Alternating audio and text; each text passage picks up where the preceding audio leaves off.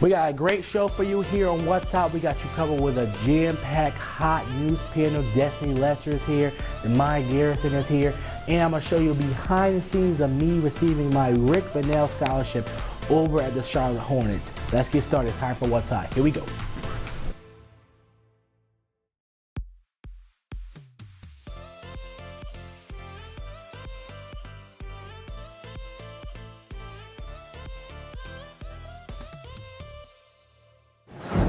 Hello everyone and welcome to What's Hot. Let's get started. It's time for hot news.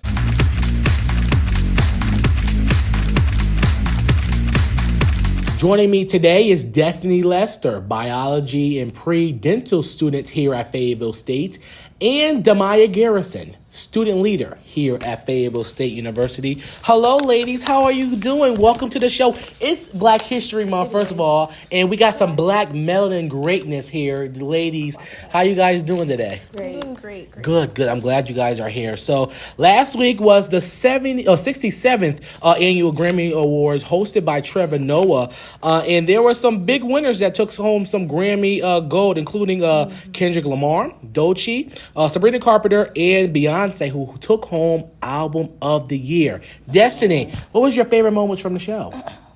I think my favorite moment from the show was when Doechii performed, and then she got the best rapper, best rap artist of the year. Rap album. I was like, yeah. I know that's right. Yeah, and she's the third woman and black woman to receive this. Yes. Lauryn Hill, Cardi B, who presented her the award, and then now Doechii. So it was a really great moment. I love that moment. Demyia? I was actually surprised to see The Weeknd. Really? Yes. Yeah. Because, he's been boycotting, so that was a really good moment. Yeah, him and the Grammys came to an agreement and all that stuff. Conclusion. Yeah. Yep. Yeah. And I also did enjoy Doechii's performance. Yes. You think that was the best performance of the night? It might have been. That was your best? You think that was the best performance of the night? I loved it. I think with her, well, I got some notes about this. So here's the deal. First of all, I was very happy that Beyonce got Album of the Year. Okay, number one, she was very well deserving of that because she did come a long way though. She did. For her to have the most Grammys of all time, right, with no Album of the Year, her husband Jay-Z, who won the Global Impact Award, the Dr. Dre Global Impact Award last year, in his speech he was like, that makes no logical sense. Yeah. If how do you have the most Grammys but don't have the highest award? And she got Country Album of the Year. Yeah. And that's something big deal because she was never nominated for the Country Music Awards earlier in the year. And people were saying that she wasn't country. Yeah, and someone was saying she was not country, that her album, that her music was not authentic country music. Yeah. Yeah, and that's how people are very uneducated because the banjo came from black people. They made the banjo, so a lot of music that we listen to come from black people. So, I think Beyonce is really showing that black artists and artists in general don't just have to be. Thank you. Exactly, it's art. It's a form of art. Not one type of exactly. Genre, any genre. Exactly. Yeah, I think the best performance of the night to me was Billie Eilish. She performed with Phineas in the background. It looked like she was actually in California. Yeah, that was 10 out of 10.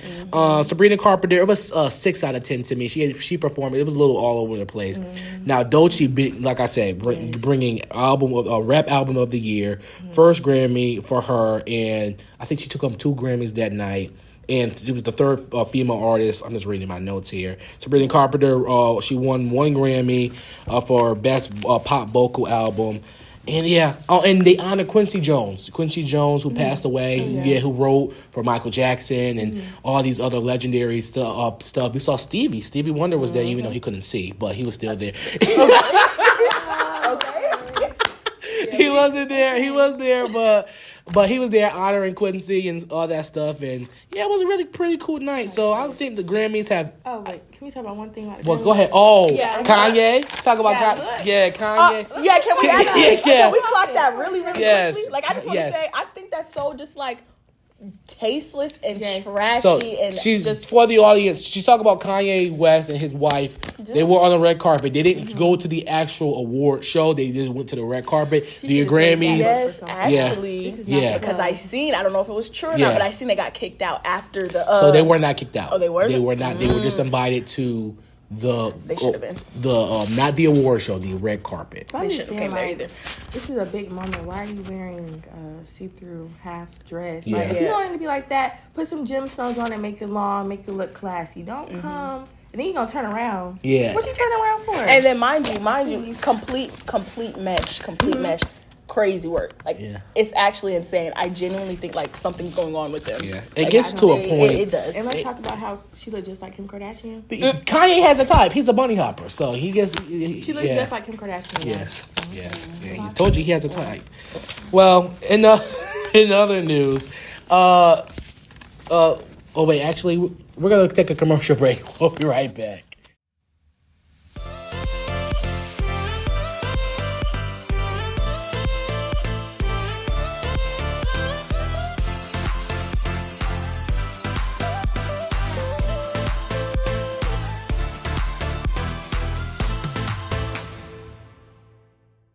Welcome back, everyone. Last week, President Donald J. Trump signed an executive order banning transgender athletes from competing and participating in women's sports, fulfilling a promise that was the center of his 2024 campaign. Demyia, what's your take on this order? So actually, I just want to say to start off that I feel as though he's just doing things now at this point, and let me explain why. Because this is the fourth. From news sources, this is the fourth order he signed against transgenders since he's been in office. Yeah. So it's pros and cons to it, and I honestly see both sides. So for me, I put some notes for. Yeah. The pros were because transgender women maintain physical abilities. They have physical advantages because they're transgender. Yeah. I mean, this gives female athletes. It gives them kind of a disadvantage. Okay. Yeah, because. Yeah, biologically. Right, biologically. Is a man. Okay. And then the cons, it discriminates against transgenders, which I'm all for. Equality, inclusion, diversity, I'm all for it. But I genuinely think that it does get to a point sometimes. So, I don't know. I can't really pick a side to say, but I do think it's a little... It's a sticky situation. Yeah, it's a sticky situation. Yeah. All right, let's switch gears. Let's get to the hot question of the day. All right, if Valentine's Day is coming up, I feel like we see this a lot, especially as college students. Okay? Should you post your partner on social media? You should not. Destiny. Oh, okay, Demyia, go ahead. I didn't mean to bust that, but you should not. Why? Absolutely not. Yeah. Nothing but problems come when you post your partner on social media. Once you post, it's just that's when the decline starts. It gets worse and worse and worse. And then they're coming to you as a woman. They're coming to you as a woman. Is this your da-da-da-da? Black men don't cheat. Just let you know that. No. Black men don't cheat. Black boys cheat, but not black men. No, all men. Black men, black men, black boys, black young men, black teens, adults, they all cheat. Yeah. They cheat. Allegedly. Don't post your partner. Don't post your partner. Destiny. I feel like once you post, it's when you find out. Let's talk about National Boyfriend Day, National Girlfriend Day. Yeah. Hold on, Valentine's. Matching PJs. Oh, Christmas. That's when you find out relationships. I would say. And 365. And anniversary. Yes. Yeah. You find out about their real relationships. Yeah. So I feel like if you want to, that's your business. But at the end of the day, at some point you're gonna find out. Now, personally, would you guys post your partner? I personally would not. If I'm in something serious, I feel like I would. It depends. I'm not posting. I'm not quote unquote popping out on Valentine's Day. I don't want a problem. Now, do you have a Valentine? What was Destiny, do you have one? Okay, all right. All right, before we go, recently the Fayetteville State University's Office of Student Activities and Engagement revealed a new portrait of student leaders here at the Rudolph Jones Student Center. Take a look of what some of the student leaders said about their portrait being displayed. Take a look. It feels so surreal. I've been waiting for this moment since the pageant, and for it to actually happen, I'm so excited because I think it's so important for people to see who their student leaders are. So I'm very excited. I'm just so grateful that I can have my portrait. It still blows my mind that I even was able to come to this point because I used to be so shy and standoffish, and to see how much my hard work has paid off these past 3 years just means a lot. Like, it means the world to me for sure. At the end of the students' leaders' term, these portraits will be displayed in the university's archives. My thanks to my panel. Thank you guys so much for coming on. And we shall be right back. It's What's Up with Shimei Cook.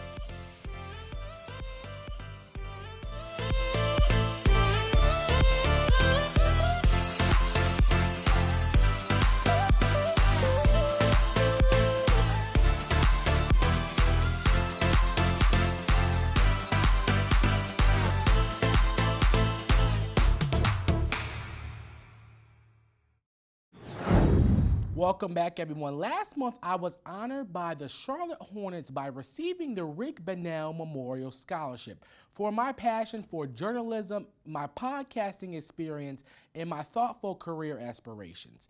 This scholarship honors the life and legacy of Rick Bonnell, an award-winning journalist whose dedication to sports writing and the Charlotte Hornets left a huge mark on the Charlotte community. Take a look at my experience. It was a big night for me at Spectrum Center as the Charlotte Hornets took on the Brooklyn Nets. But I wasn't there just for the game. I was there because I was selected to receive the Rick Bonnell Memorial Scholarship for my work in journalism. And no surprise there, the Hornets put me right to work. Good work. When me and my family arrived, we were greeted by Andy DeSellis, senior manager of the Charlotte Hornets Foundation. She gave us a tour of the Hornets facilities and prepared me for the day ahead. I first stopped by to talk to Hornets play-by-play broadcaster Sam Farber for the Hornets Hivecast. What are some of the things that have inspired you to this pathway for your career? I would say being, the oldest of 4 children, my mom sacrificed a lot, for putting me through college and going through different things in her life. And for me to have the opportunity to do what I love every day, that's what really is one of my big inspirations. Thank you so much for having me. It's an absolute pleasure. Really great to meet you. Congratulations. After we finished up the interview, we ran to the press room to meet some of the Charlotte Hornets communication staff and other members of the Charlotte media. Now it was time for the pregame press conference with Hornets head coach Charles Lee, where I got to ask a question. Hey, Coach, Shimei Cook here. Now, can you talk about, in your first year, how has these adversities this season, through injuries and through losing key players that you have, teach you as your first year as a head coach? What have these adversities taught you? They've taught me that just to be more adaptable, to be more open-minded, and also to just continue to have trust and confidence in all of our guys. I think that I came into the year knowing that a lot of this with a young group is going to be like a developmental process. Following the press conference, I got to meet Coach Lee, who agreed to come on What's Hot. Good. Well, I have my own talk show, and maybe you should come on. Have me on. I would love to. Hold on. What are we talking about, though? The sports. I talk sports, pop culture, all that, so you can come on. Pop culture? I don't know if I'm really up to the standards of the pop it's culture. It's okay. We'll talk about coach. We talk about basketball. All right, cool. Whatever you want to do. I'd love to get on. Thank you. So thrilled. After talking to Coach Lee, I then met Rick Bonnell's children, Jack and Claire, and then it was game time.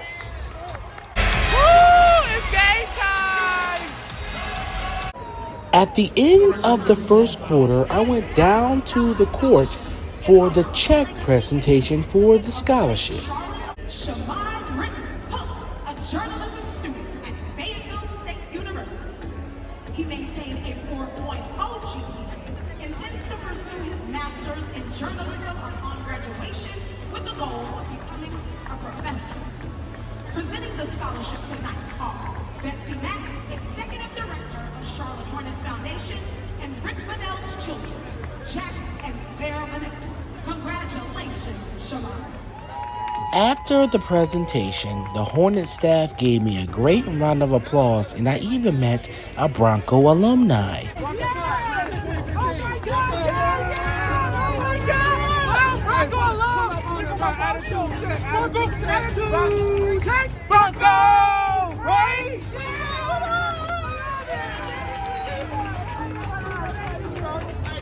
On my way to do some more interviews, I ran into Hornets mascot Hugo, and we had a fun interaction. Wait, you like my fit? Oh, look, no. But you look more fly than me, okay? Yes. Those shoes. Can I get you want some money? But they don't pay you enough? Hey! I keep the check, buy the shoes. After my encounter with Hugo, I had to do an interview with FanDuel Sportsbook Network reporter Shannon Spake. But before we went on air, I had to show off my moves. Hornets trail by 12 here at the Spectrum Center. And just moments ago, Shimei Cook was introduced as the latest recipient of the Rick Bonnell Scholarship Fund, Memorial Fund, I should say. Congratulations to you, Shimei. I know you were out there in the middle of the crowd. I saw you in the press conference today with Coach Lee. How has the day been for you? It's been such a great day that I'm so grateful for. I want to thank you to Rick's family, his children, the Hornets organization. It's been such a great experience for me to come from just a small HBCU and do the things that I'm doing right now and showing the passion that I have. I'm totally grateful for this opportunity. Hornets, since you've done it all, I'll just let you throw back to Eric Collins.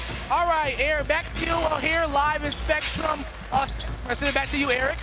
Following my on-air interview with FanDuel, I had to do a press conference with the Charlotte media. This scholarship is going to help me prepare for grad school. I'm in the McNair Scholars Program, where I'm preparing to do research to prepare for grad school, and go in that realm so I can help the next generation of journalists, of storytellers. It truly was a day I'll never forget.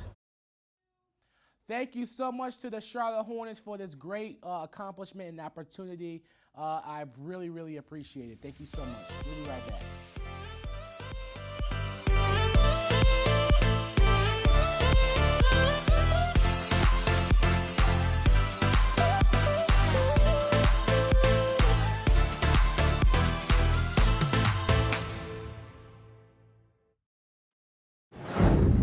Welcome back, everyone. In honor of Black History Month, today's Hot Spotlight is going to legendary radio host Tom Joyner. Joyner is a Tuskegee University alum and earned the nickname the Fly Jock and the hardest working man in radio by working long hours and flying between his morning show in Dallas, Texas, and afternoon job in Chicago, Illinois, every weekday for 8 years, collecting over 7 million frequent flyer miles. In January 1994, Joyner began syndicating the Tom Joyner Morning Show. Joyner's new show offered a mix of music, comedy, guests ranging from Stevie Wonder to Tipper Gore, and occasional discussions of social and political issues. Joyner's show was syndicated over the country in 110 stations throughout the U.S. Today, Joyner helps raise money for HBCU students through the Tom Joyner Foundation. We thank you so much for your greatness, Mr. Joyner. We'll be right back.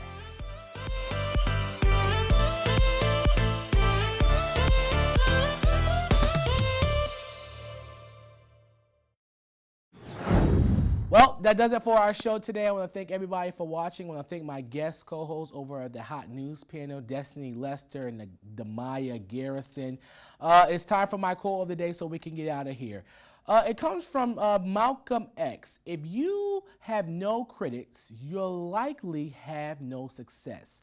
So let those people who doubt you motivate you. I love you guys so much for watching, and we'll see you next time on What's Up with Shimei Cook. The action never stops. Bye-bye.